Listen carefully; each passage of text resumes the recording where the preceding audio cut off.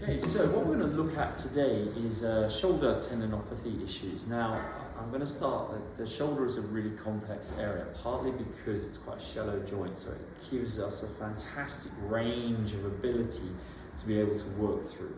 Secondly, it's very closely related to the shoulder blade, the thoracic spine, and the neck.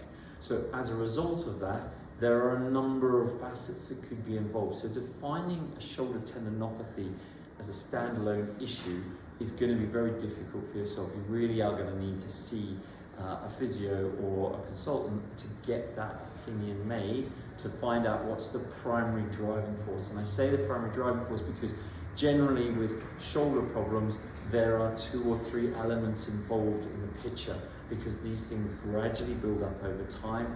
They can be posturally related.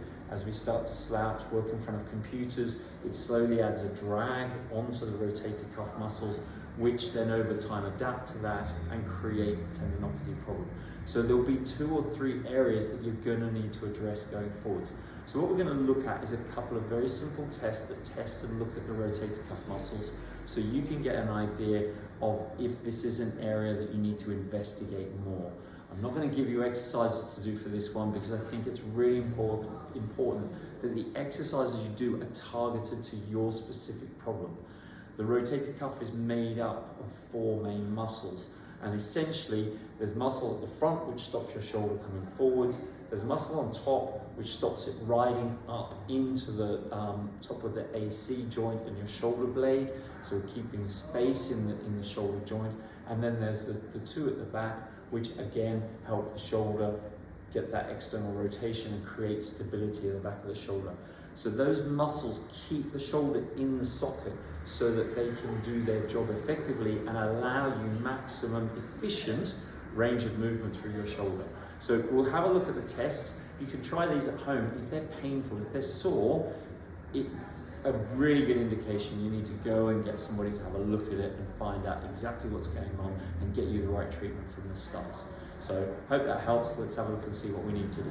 Okay, so what we're going to do, I'm going to just go through the tests, try them. If they're painful, indication that you should go and get your shoulder assessed further to find out exactly what's going on. So I've got Yasmita here, she's going to help. So I'm going to get you, make sure your elbows are tucked in by your side. You're going to need somebody just to help resist, or you can use a wall as you're doing it. So if I'm just trying to push in, keep your elbows into the side, there shouldn't be any pain through there, and it should be good, even resistance on both sides. If one side is collapsing in, indication you probably need to go and get it looked at further. Then I'm going to push out, keep the palms nice and straight, elbows into the side, same again, and relax. Lovely, again, pain, but also a specific weakness can be an indicator we need to look at things further. Then we're going to pull the elbows about 20 degrees out from the side, so just a couple of inches, and hold it there. Okay, and again, nice even resistance both sides, no pain, no pinching on top of the shoulder, so that's all good. And then the last one we're going to do, so thumb facing down towards the ground, and again we're checking the same tendon, but we've got a longer lever, and there. And we're looking for a couple of things here, weakness primarily, but also the shoulder. Can you just hitch your shoulder up on that side? Yep, there we go. So some people will hitch as they go up because of the weakness, so they try and compensate. So hitching the shoulder up, again, is a good indicator. So try those at home. If they're painful, if there's an obvious weakness, then I suggest that you go and see somebody and really get to the bottom of what's going on with your shoulder problem.